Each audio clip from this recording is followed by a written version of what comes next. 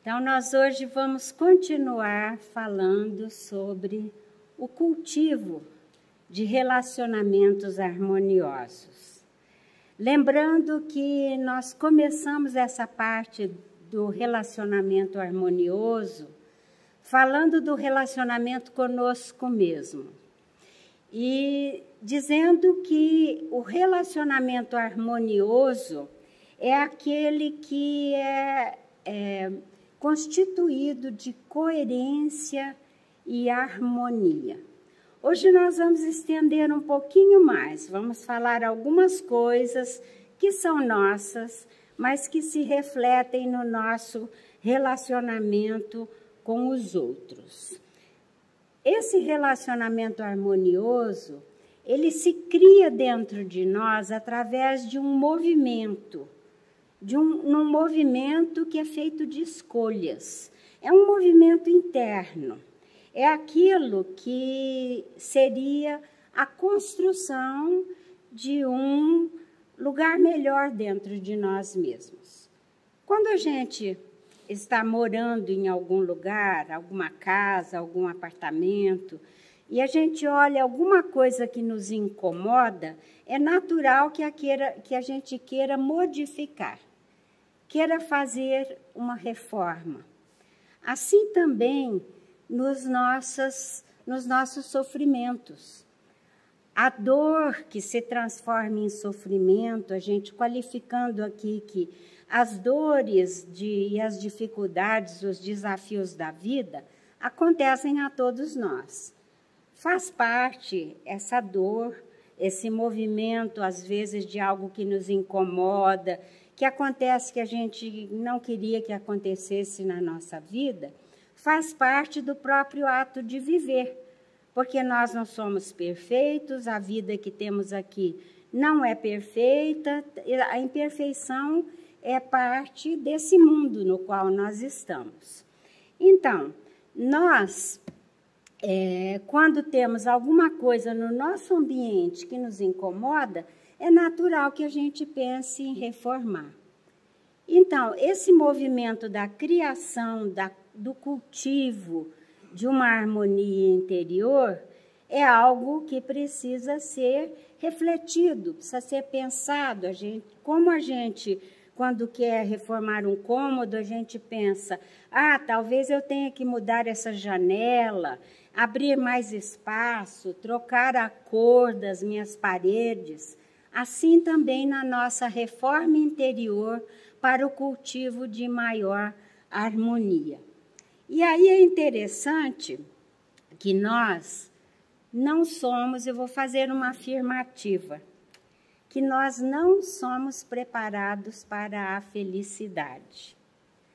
Na verdade, nós somos, na vida, comumente, nós somos mais voltados para aquilo que está dando errado, para aquilo que nos incomoda. Nós cultivamos algumas crenças. E essas crenças, muitas vezes, vieram desde a nossa juventude. Nós nem mais pensamos nelas. Por exemplo, se nós, às vezes, fomos criados de uma maneira muito rígida, a gente pode ter a crença de que a vida é luta, a vida é difícil, que eu tenho que me esforçar muito, que as coisas não vêm de graça, que tudo tem um preço muito alto. São crenças que a gente vai, às vezes, durante toda a nossa vida, desde a infância, a gente foi cercada por esse ambiente, que é um ambiente que vê o mundo como um vale de lágrimas. Eu estou exagerando, mas dentre as possibilidades dessa visão de mundo, a gente pode ir desde o mais dramático até alguns mais amenos. Mas a gente pode ter outras crenças também. A gente pode ter sido criado por pais muito generosos, pais que queriam que a gente fosse muito feliz e que, às vezes, fizeram de tudo e nós acabamos com a percepção de que o mundo nos deve alguma coisa, que o mundo nos deve, que os outros devem nos fazer felizes, que as coisas têm que vir para nós de uma maneira gratuita, simplesmente porque nós nascemos. Esses são dois extremos de crenças. E o que acontece quando nós criamos dentro de nós uma crença e não olhamos criticamente para ver se não está ali um começo da nossa não satisfação na vida ou do sofrimento que nós estamos passando? E aí a gente se lembra o que acontece com, vamos dizer, o adestrador de um animal. Ainda eu sou do tempo em que tinha muito circo que vinha na cidade, né? E o circo trazia elefantes. Hoje em dia a gente vê menos nessa questão do circo, mas os elefantes que eram criados no circo, eles faziam coisas extraordinárias. E aquele animal que é gigantesco, né, se apresentava geralmente submisso. E aí a gente pode pensar como é que essa submissão do elefante aconteceu. O elefante, ele é tão poderoso que ele, em seu estado natural, ele pode destruir paredes, ele arranca árvores do solo, ele tem uma força descomunal. No entanto, a gente observa que nos circos, eles são geralmente presos por uma pequena corda, uma corda nos pés, e ali fica o elefante preso. Como é que isso acontece? Acontece porque eles geralmente são o adestramento, a submissão àquela prisão começa desde cedo. O elefante pequenino, assim que o bebê elefante nasce, eles amarram uma corda no pé do elefante e aí prendem em alguma estaca. O elefantezinho tenta puxar essa corda, tenta arrancar, mas ele não consegue, porque ele é pequeno ainda, não tem força, e aí é calculado, e ele puxa, e ele não consegue, chora, né, e acaba ficando preso ali. Aí, quando ele passa ali o primeiro ano de vida com aquela corda que ele não pode, aquele amarrio que ele não pode retirar de forma nenhuma. Quando ele ultrapassa um ano, eles colocam alguma coisa mais fraca. E ele puxa, mas ainda assim ele não consegue tirar, porque ele desiste logo. E contam os adestradores que depois que ele cresce, depois de um ano ou dois, pode amarrar com um fiozinho de linha. E ele não sai do lugar. Por quê? Ele acostumou a ver o mundo, vamos dizer assim, dessa forma. Que o mundo é constituído de algo que prende meu pé e eu dali não posso sair. Assim são nossas crenças. Assim são aqueles modos que nós desenvolvemos, né, que são adquiridos da nossa criação e da visão de mundo que a gente aceita, da visão de mundo que a gente incorpora e a gente, então, não usa do nosso poder de fazer escolhas. E mesmo quando está, como no elefante, tolhendo a nossa liberdade, fazendo com que a gente viva de formas que a gente não gostaria, de formas não naturais, a gente fica preso pelas cordas mentais que a gente criou. E a gente adquire noções que muitas vezes nos deixam num estado grande de infelicidade e de desconforto. Mas a gente precisa de um estímulo para a gente olhar. Então, essa noite nós vamos olhar algumas das cordas que nos amarram e que amarram nossos relacionamentos.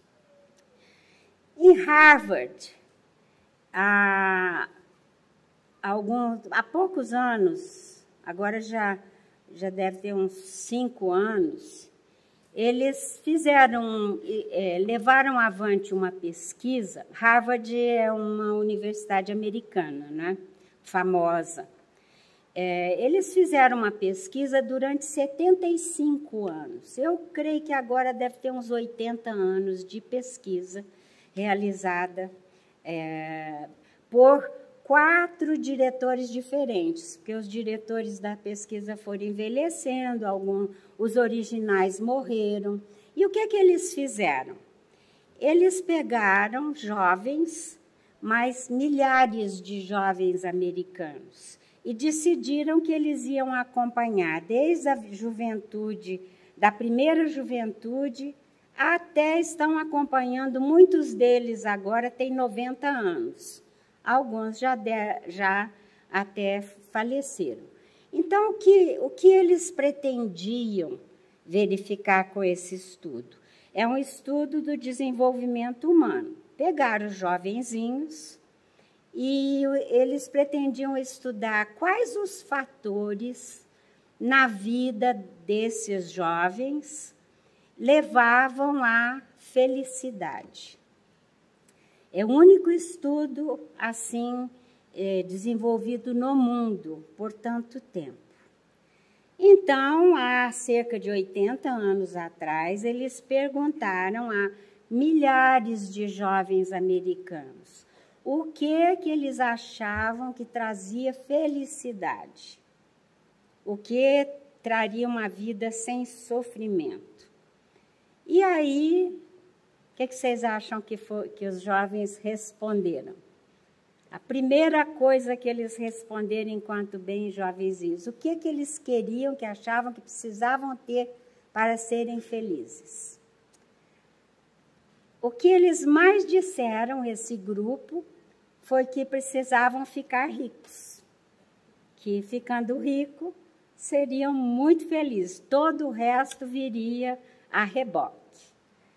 Outro grupo, desse mesmo grupo de jovens, disse que não, que a riqueza tinha que vir acompanhada também do que será?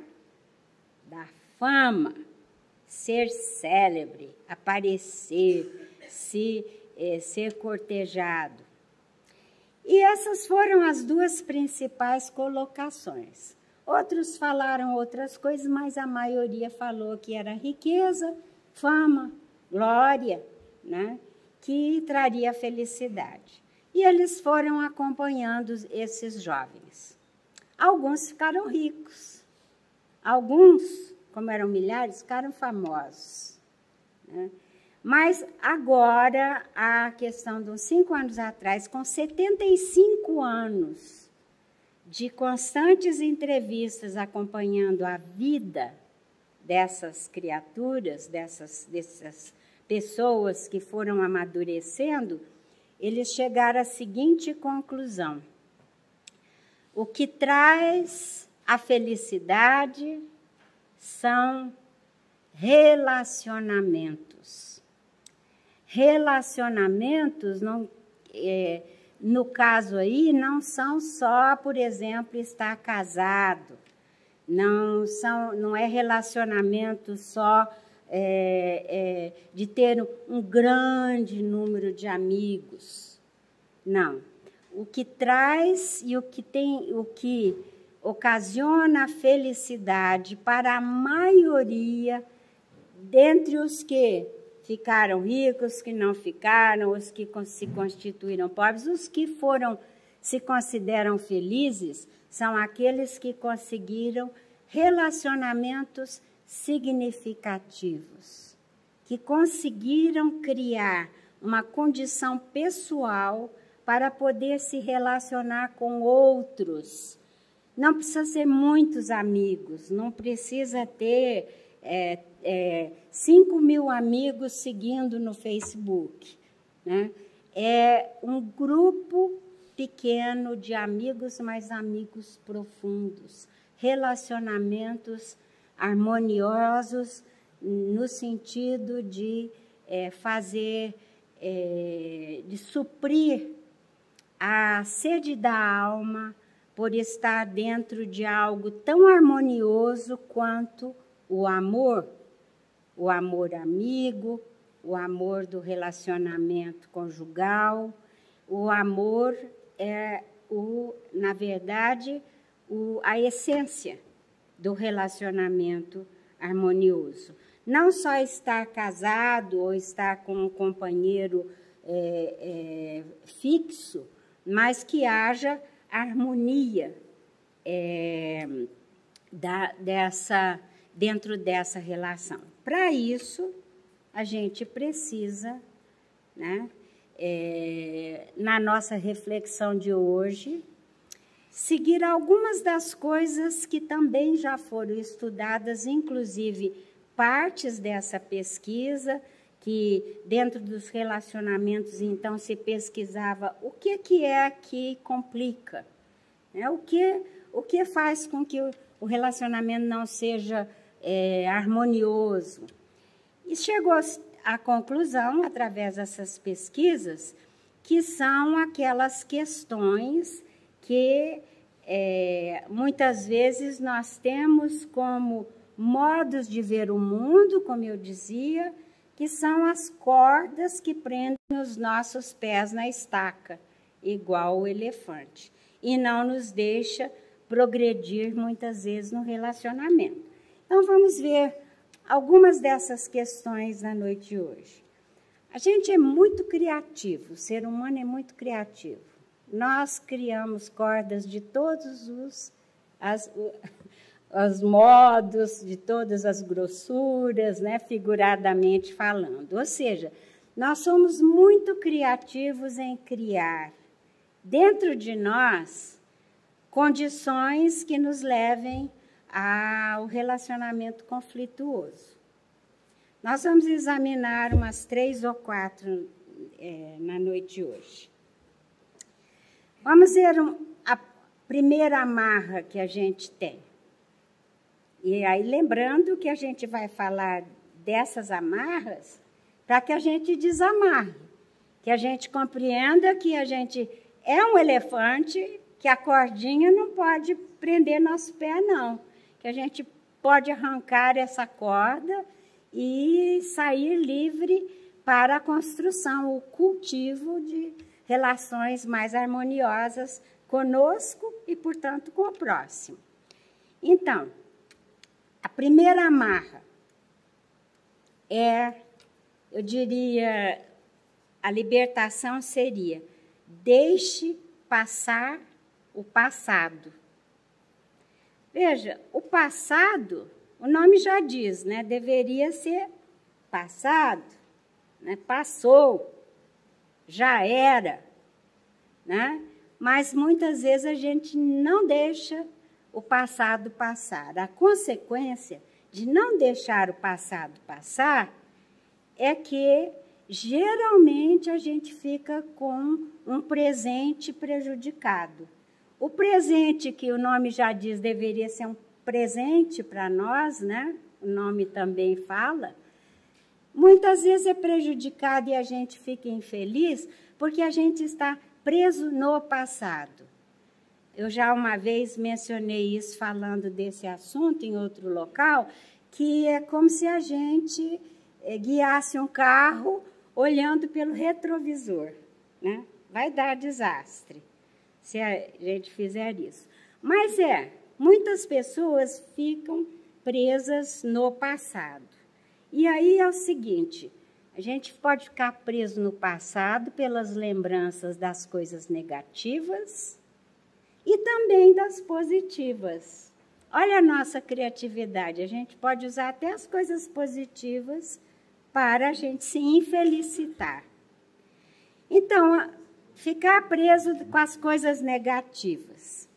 Um autor da área da psicologia diz assim, que certas pessoas são como aquelas... Há umas décadas atrás, quando a gente era criança, alguns aqui são jovens demais para isso, mas podem ter tido algum contato, havia aquela atividade de colecionar álbum de figurinha, né? Quem é aqui que lembra do álbum de figurinha? A gente tinha álbum de figurinha, isso aí. Tinha álbum de figurinha de jogador de futebol, de álbum de figurinha de flores, de não sei o quê. E era um tal de pedir dinheiro para o pai para ir procurar a figurinha para colar no álbum. E aí um dinheiro danado dado ao jornaleiro, geralmente, né? A gente comprava o pacotinho da figurinha. E alguns estudiosos da psicologia dizem o seguinte: às vezes a gente fica no passado colecionando álbum de figurinha negativa. A gente fica sempre, tem algum problema, alguma coisa não dá certo, a gente abre o álbum e vê quais as figurinhas passadas. E aí fala para quem está em conflito conosco: você lembra? Lembra aquele dia em que você me ofendeu, assim, assim, assado? Essa é a figurinha daquele dia, ficou coladinha. Aí tem outra figurinha que quando a pessoa reclama de algo que a gente não fez, que desagradou, diz: mas eu vou te lembrar, eu tenho aqui essa figurinha desse seu defeito. Você faz isso, isso e isso. Então, é como se a gente passasse a vida colando figurinhas negativas em um álbum mental para chamar e para abrir naquela página e mostrar e estabelecer uma situação conflituosa e desagradável. E o pior é que muitas pessoas ficam se martirizando até quando estão pensando, rememorando suas figurinhas. Abre o álbum mental e algumas gostam até, Deus me livre, de contar para a gente, não é? Você pergunta, então, como é que foi tal coisa? Aí vem aquela coisa, e eu me lembro no passado. Então, é aquela coisa de coleção de figurinhas mentais negativas.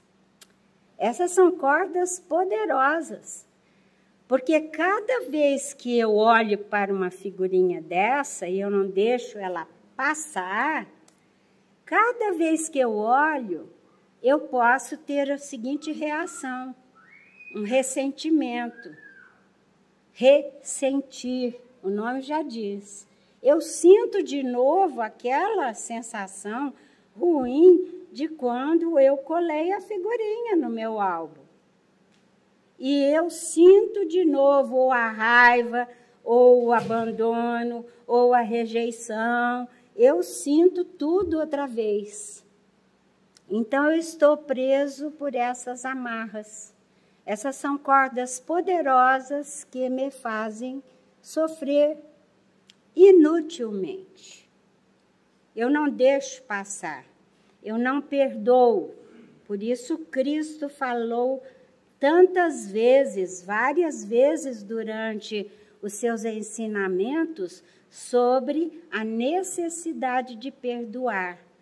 Perdoar não é concordar nem desculpar o outro que nos fez alguma coisa, que eu colei aquela figurinha.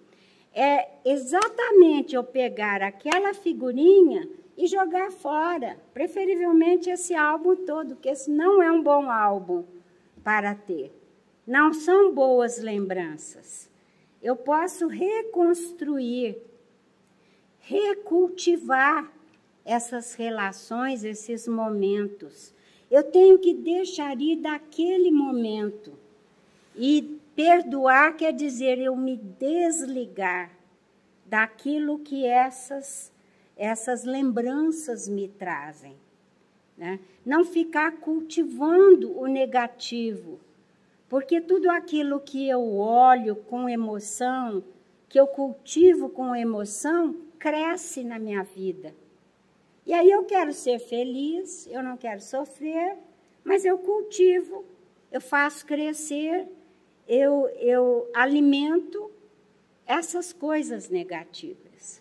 Então, o primeiro passo da nossa reforma, para deixar de sofrer pelo passado negativo, é nos libertarmos, é compreender que agora é outro momento, é outra jornada. E aí tem o passado positivo que também fornece a amarra. Ah, não, mas o positivo é bom. Sim, é bom, mas se você não ficar pensando, os velhos bons tempos, aquele tempo que era bom, hoje é uma porcaria. Né? Quer dizer, eu me valho de coisas boas do passado, as felicidades que eu tive, não para eu ficar contente, sentir um calorzinho no coração, uma coisa boa, mas eu me valho daquela coisa boa para pensar que eu não tenho mais. E é claro que eu não tenho aquele momento bom, porque eu sou outra pessoa, o momento é outro, todos que estão ao meu redor são outras pessoas. Então, para lembrar de coisas boas do passado, é só naquele momento em que todo mundo ri junto, acha bom, gracinha, aquilo que aconteceu, sabe? E aí, aquilo de bom, se colecionou coisas boas, um álbum de figurinhas boas, olha, ri, acha bom, fecha o álbum. E aí diz, o presente agora são outras circunstâncias. É o momento de criar novas memórias boas. Então, passado, deixa ficar no passado. Foco no presente. Né? A outra, então, essa é uma primeira reflexão para a gente fazer aí uma reforma, cortar essas cordas que nos prendem. Uma outra, então, reflexão, outro assunto, dentro desse mesmo assunto, né? Que é o seguinte: algumas pessoas estão dentro de situações em que algo não está dando certo. Aí ela tentou uma coisa, e aí não dá certo. Aí aquilo passa. Daí a pouco aparece a mesma situação. Aí ela usa a mesma solução que ela usou da outra vez, que não deu certo. Qual é a lição aí? É que em situações em que algo não deu certo, não está fluindo, como a gente diz, não redunda em felicidade, em sofrimento, são alertas para a gente. E aí, se a gente tentou algo e não deu certo, o alerta é o seguinte: procure outra solução. Procure outra forma de lidar com aquela questão, preferivelmente seguindo as lições evangélicas. E aí, mas não, eu repito, a gente gosta muito de repetir coisas, se sente bem repetindo porque já é conhecido. Tem até gente que não está dando certo numa relação e diz assim: não, vou ficar assim mesmo, porque ruim com ele, pior sem ele. Né? Que é a maneira de dizer, eu não vou trabalhar nada para mudar isso aí, vai ficar tudo na mesma coisa. E aí uma ala também da psicologia veio e rotulou essa pessoa de neurótica, que é uma palavra que é quase um palavrão, né? Mas sabe o que é o neurótico? É aquele que faz sempre a mesma coisa que não dá certo e quer resultado diferente. Pensem nisso. Eu faço dou sempre os mesmos passos. Aquilo traz infelicidade. Mas eu espero que dessa vez, sem eu mudar nada, sem eu compreender melhor a situação, sem eu analisar outra solução, eu quero que o resultado seja diferente. É possível? Vai acontecer a mesma coisa de novo. Então, essa é outra reflexão. Quando as coisas não estão dando um resultado positivo, está gerando sofrimento, é hora de a gente procurar auxílio.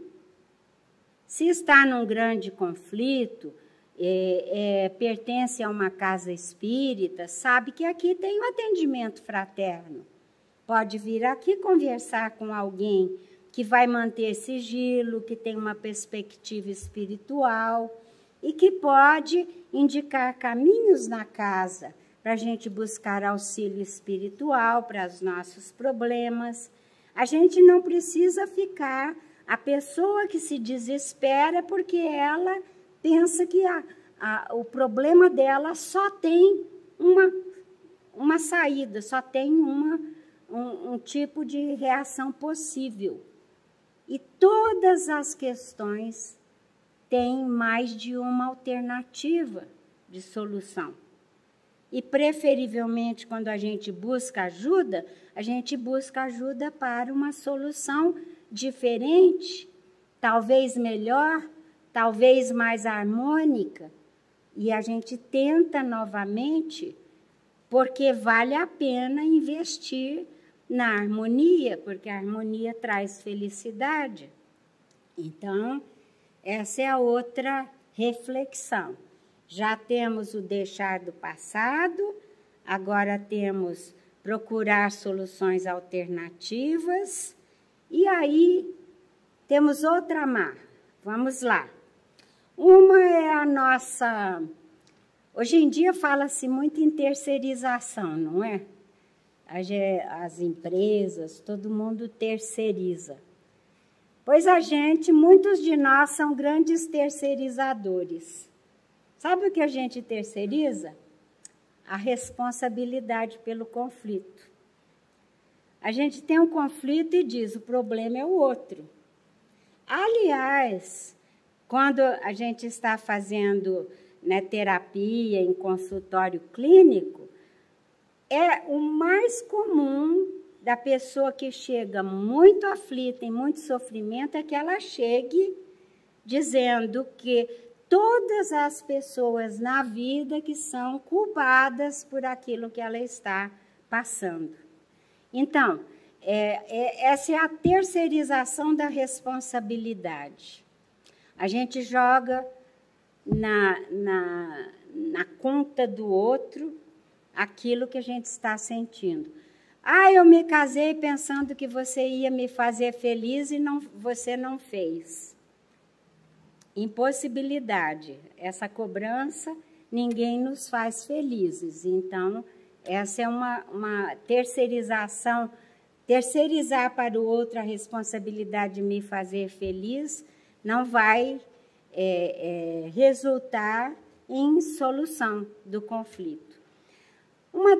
Dos ensinamentos maiores que a doutrina espírita nos traz, e que é baseado nas lições de Jesus de Nazaré, é que nós podemos nos fazer felizes, podemos nos fazer mais harmoniosos, e que, em última instância, só nós podemos. Então, esse movimento de jogar para o outro a culpa daquilo que está acontecendo, e podemos culpar tudo, né? Quando eu digo outro, não é só outra pessoa, não. Nós podemos culpar a genética, nós podemos culpar o destino, nós podemos culpar nossos pais da nossa infância, nós podemos culpar o ambiente que nós estamos. Se eu tivesse um ambiente melhor, eu seria melhor assim, assim. E a espiritualidade vem nos dizer que nada dessas coisas são importantes para nosso bem-estar interior.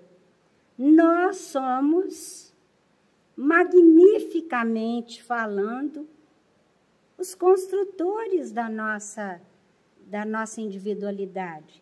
E olha, não é só nessa vida, é ao longo dos séculos, encarnação após encarnação. Nós temos oportunidade de, a qualquer momento, diz André Luiz, um espírito iluminado, a qualquer momento é momento de reconstruir destino. Não importa em qual situação nós estejamos, o nosso interior, o nosso pensamento, a libertação das nossas amarras é tarefa que ninguém pode nos impedir. Podem nos constranger o corpo, amarrar e etc., mas não podem nos constranger ou limitar a maneira como a gente vê o mundo.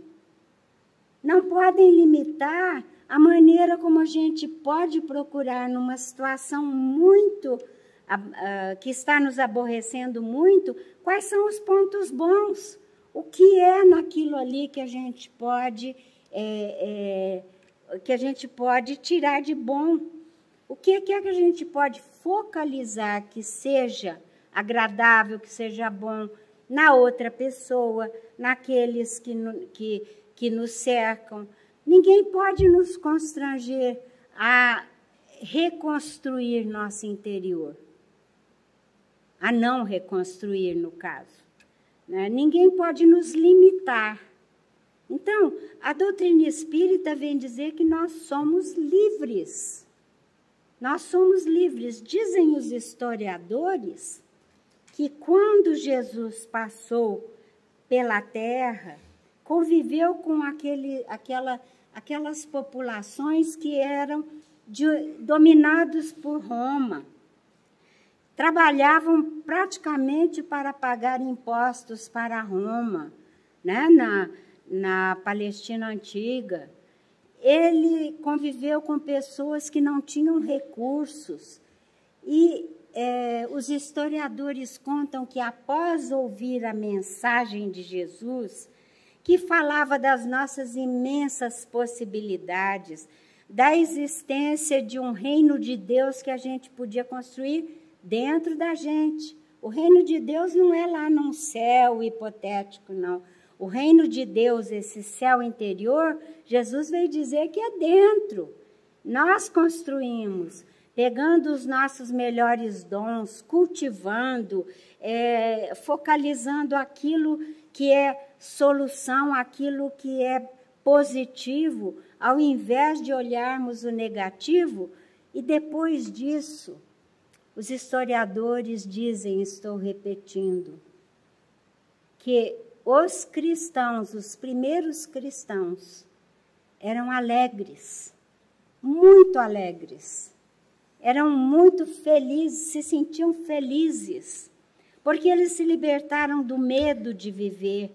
Não havia Roma que pudesse empanar a esperança que as notícias, a boa nova, o Evangelho de Jesus trouxe para a vida deles. E nós temos tudo isso aqui e agora. Temos toda a literatura espírita, livros maravilhosos, nos contando de tudo que a gente pode fazer aqui e da continuidade da vida. Que se nós tivermos amarras aqui e agora, nós vamos levar essas amarras para outra dimensão. Mas se nós nos libertarmos agora para uma vida mais harmoniosa, nós vamos levar essa harmonia para outra dimensão. E aí nós vamos nos reencontrar com os entes queridos que se foram e que são afins conosco, aqueles que comungam conosco do verdadeiro e profundo amor espiritual. E muitos nós podemos ter conhecido nessa vida, mas outros nós não estão encarnados nessa vida. E que nós podemos prosseguir esse caminho de aprendizado, de libertação, de novos projetos. Não importa em que idade estejamos, neste momento aqui? Porque a vida continua. Nós vamos só mudar de roupagem. Nós vamos deixar esse corpo, preferivelmente envelhecido, né? Porque é bom que vivamos e até envelhecer. Isso aí é uma vantagem muito boa, porque temos mais oportunidade de nos fazermos melhores.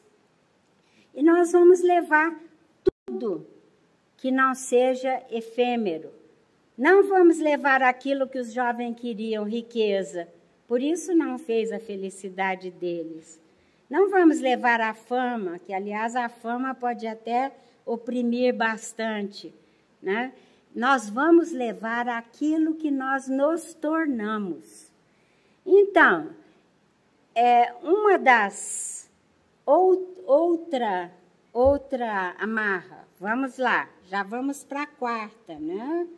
Nós falamos de nos libertar do passado, de não procurar soluções, não fazer mais a mesma coisa que nos incomoda, deixar de terceirizar as nossas responsabilidades e assumir as nossas responsabilidades conosco mesmo.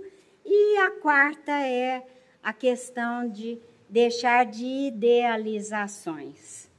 Idealização é assim, aquela pessoa que se amarra e sofre porque ela pensa num mundo tão perfeito.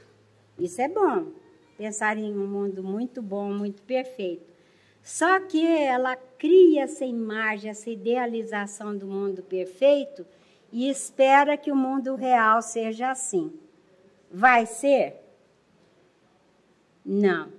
A pessoa que eu idealizei, que eu me casei com ela, vai ser aquele anjo de consideração, de todas as virtudes que eu pensei? Não vai ser. Então, quando eu exijo que o que eu idealizei seja o mundo que está imperfeito, que está ali na minha frente, eu mesma, pode ser que eu me idealizei, é bom se idealizar o melhor que possa, mas não se exigir que você já seja. É bom a pessoa que idealiza coisas boas, mas a exigir isso do mundo torna a pessoa intolerante. E a pessoa sofre porque ela não tem aquilo que ela idealizou. Então, aí a questão é o seguinte: quando eu faço uma idealização, eu fico insatisfeita com as coisas como elas são, que nesse mundo são imperfeitas. Tem uma historinha oriental que, como sempre, traz uma lição, então que ela segue assim. Um guru, história oriental tem que ter guru, né? Para dar a lição. E aí, um guru era aquele guru sábio maravilhoso que ficava na entrada de uma cidade e rodeado. O guru tem que ter discípulo também para ele dar a lição. Então, ele estava ali rodeado dos seus discípulos, sentado na entrada da cidade. E aí estavam ali meditando e tal. De repente, chega uma pessoa que se dirigia à cidade. E essa pessoa chegou para o guru e disse assim, porque os gurus são conhecidos pela sua roupa, sua postura, seus discípulos e pela sabedoria. Então, essa pessoa perguntou assim para o guru: Guru, fulano, como é que eu preciso mudar de cidade e estou procurando um local para eu viver. Por favor, me diga como são as pessoas dessa localidade. Aí o guru olhou para a pessoa e disse: olha, antes de eu te responder, me diga como são as pessoas da localidade da qual você vem. Ela disse: mas eu não conto nada. São pessoas horríveis. Todo mundo é fofoqueiro. O pessoal lá não é de confiança, passa você para trás. E é assim, todo mundo brigando com todo mundo, falta bom senso, fraternidade. É um lugar horrível para se viver. Esse pessoal, eu quero me ver livre deles. Aí me diz, Guru, como é que são as pessoas dessa cidade? Eu disse, sinto muito. As pessoas dessa cidade são iguaizinhas. Elas têm todos esses defeitos. Aqui, aí a pessoa diz, então não posso vir para cá. E segue caminho. Passaram-se horas, aí chega outra cidade com outra pessoa com a mesma questão. E pergunta para o Guru. Guru fulano, eu estou de mudança para essa cidade e como você, né, é um guru sábio e que conhece todas as coisas, me diga como são as pessoas dessa cidade. Aí ele perguntou para ela novamente, como são as pessoas da cidade da qual você vem? Aí a pessoa respondeu, maravilhosas. Encontrei grandes amigos, sinto ter que mudar, mas as pessoas são amigas, são cordiais. Eu encontrei pessoas lá que eu posso confiar, que se tornaram como minhas irmãs. São pessoas trabalhadoras e honestas, pessoas muito boas, Guru. Eu queria saber se nessa cidade, o que eu vou encontrar.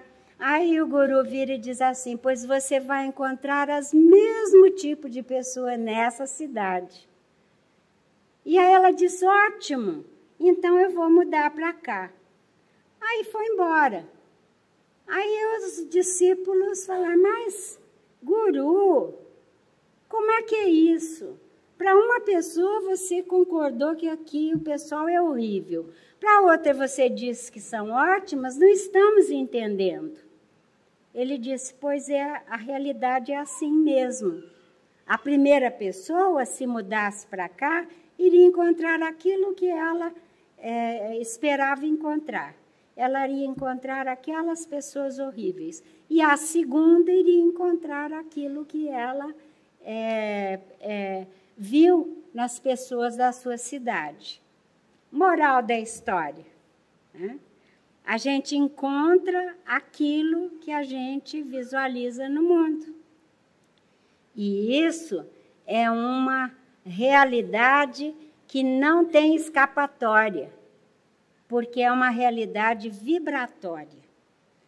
Todos nós encontramos no outro aquilo que nós pensamos do outro. Então, se eu tenho exigências para com o outro de uma coisa muito crítica, muito idealizada, eu vou encontrar pessoas imperfeitas.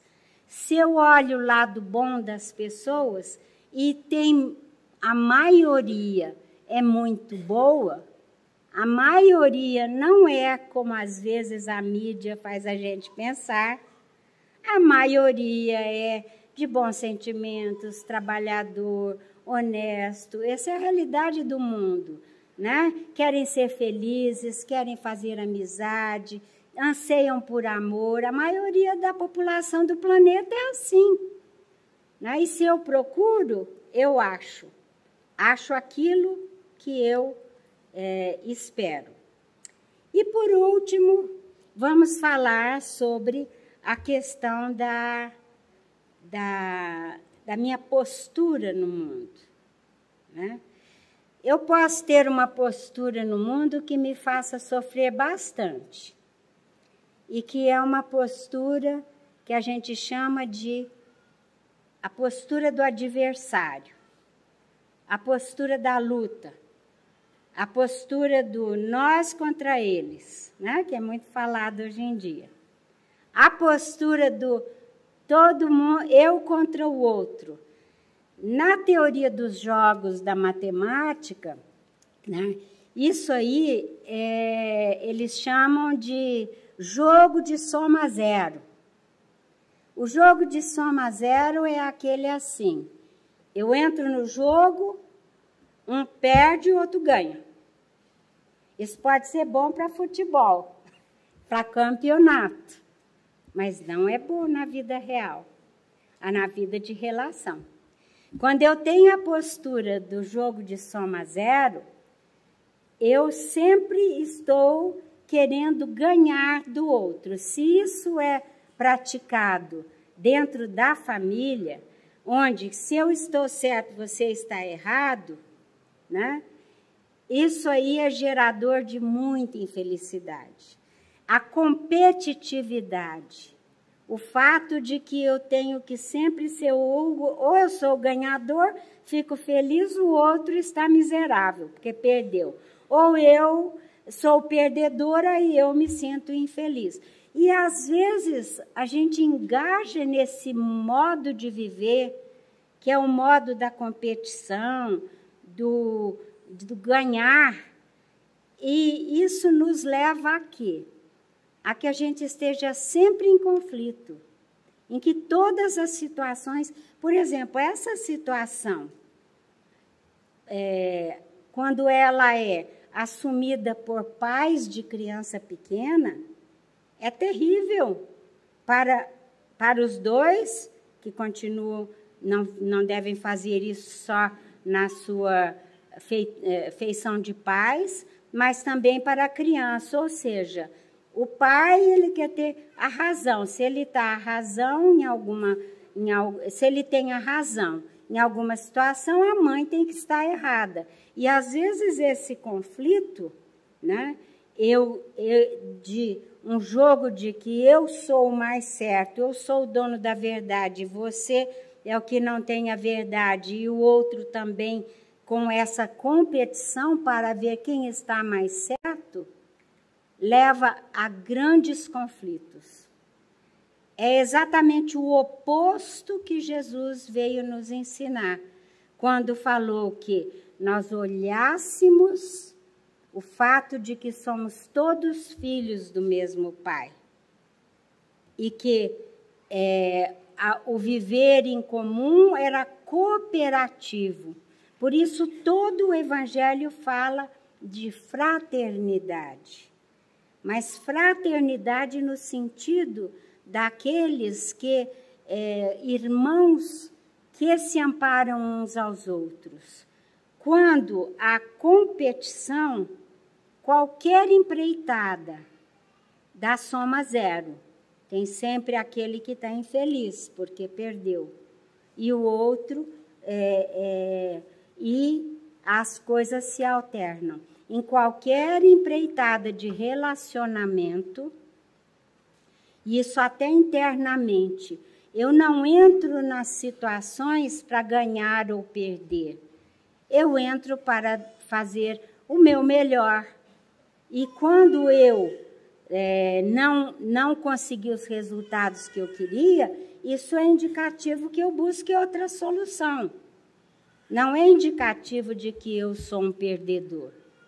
Então, essas questões, todas são questões que acabam se traduzindo como posturas nossas perante a vida que nos fazem sofrer. Para deixar de sofrer, então, as reflexões da noite de hoje são que trabalhemos essas posturas. Deixemos o passado passar, deixemos de procurar fazer sempre a mesma coisa quando algo está dando errado, procuremos novas soluções mais espiritualizadas e mais amorosas, deixemos de culpar o outro pelas nossas questões íntimas, porque nós é que temos responsabilidade última pela nossa vida, e nós é que nos construímos. Deixemos de não de idealizar um mundo belo e perfeito, mas deixemos de exigir que o outro seja perfeito ou que nós sejamos perfeitos. Ou seja, usemos da tolerância para que seja possível cada vez mais termos ânimo de caminhar. Porque quando somos inflexíveis, ficamos amarrados lá, igual o elefante adestrado. Vejamos aquilo que a gente fez imperfeitamente como oportunidade da gente fazer melhor da próxima vez, sem nos torturarmos porque não saiu perfeito da primeira vez. As pessoas perfeccionistas são aquelas que têm a grande virtude de querer fazer o melhor de si, mas quando elas caem nesse problema psicológico de exigir o melhor de si, exigir a perfeição de si, exigir porque idealizou um eu que você vai chegar lá, mas ainda não está, se fazem infelizes. Então, usar esse movimento evolutivo de querer fazer o melhor de si para apreciar e se alegrar com as coisas boas que aconteceram agora, mesmo que não sejam perfeitas.